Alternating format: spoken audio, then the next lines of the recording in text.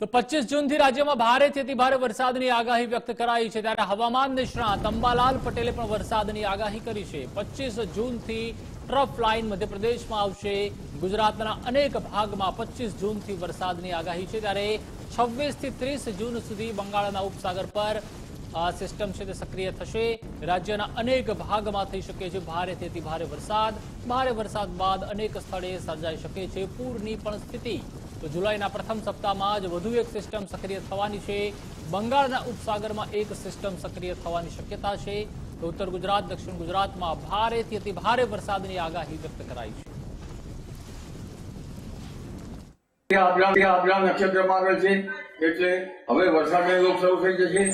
તારીખ 25મી જૂન આસપાસ લગભગ ટ્રફ લાઇન જે છે એ મધ્યપ્રદેશમાં આવશે અને ગુજરાતમાં વરસાદ થવાની શક્યતા રહેશે।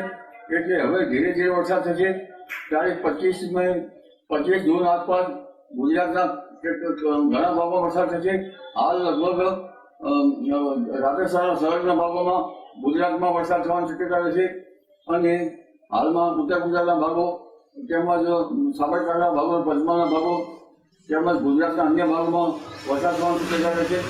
પરંતુ લગભગ 25 જૂન સુધીમાં રાજ્યના ઘણા ભાગોમાં વરસાદ કે વરસાદી ઝાપટા પડવાની શક્યતા રહેશે। સૌરાષ્ટ્રના ભાગમાં વરસાદ થવાની શક્યતા રહેશે। પરંતુ તારીખ 26 જૂનથી લગભગ 30 જૂન આસપાસ બંગાળ ઉપસાગરના સિસ્ટમના કારણે ઘણા ભાગમાં ભારેથી અતિભારે વરસાદ થવાની શક્યતા રહેશે। ઘણા ભાગમાં પૂરની સ્થિતિ રહેશે એવું શક્યતા રહેશે। જુલાઈના પ્રથમ સપ્તાહમાં પણ બંગાળ ઉપસાગરમાં એક પછી બધી સિસ્ટમોના કારણે ગુજરાતમાં વરસાદ આવવાની શક્યતા રહેશે। લગભગ પ્રથમ જૂનના સપ્તાહ સુધીમાં દક્ષિણ ગુજરાતના ભાગોમાં ભારેથી અતિભારે વરસાદ થવાની શક્યતા રહેશે। દક્ષિણ સૌરાષ્ટ્રના ભાગોમાં ભારેથી અતિભારે વરસાદ થવાની શક્યતા રહેશે। મધ્ય ગુજરાતના ભાગોમાં ભારેથી અતિભારે વરસાદ થવાની શક્યતા રહેશે।